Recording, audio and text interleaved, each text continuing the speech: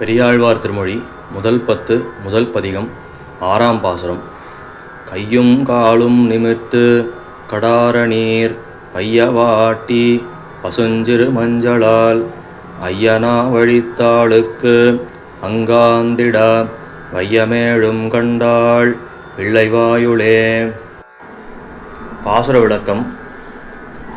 யசோதை பிராட்டி ஒரு நாள் கண்ணனை குளிப்பாட்டினதை பற்றி கூறுகிறார் இப்பாசுரத்தில் பெரியாழ்வார். அதாவது, குழந்தை கண்ணனின் கையையும் காலையும் மடக்கி நீட்டி அவன் திருமேனியில் மஞ்சள் பூசி நல்ல வாசனை திரவியங்கள் கொண்டு காய்ச்சின தீர்த்தத்தை கொண்டு அவனை குளிப்பாட்டி கடைசியில் அவனுடைய நாக்கை வழிப்பதற்காக அவன் வாயை திறக்கிறான். அப்பொழுது அர்ஜுனனுக்கு எப்படி தன்னுடைய விஸ்வரூபத்தை எம்பெருமான் காட்டினானோ அதே போன்று அந்த வாயிலே யசோதை பிராட்டி அனைத்து உலகங்களையும் கண்டாள்.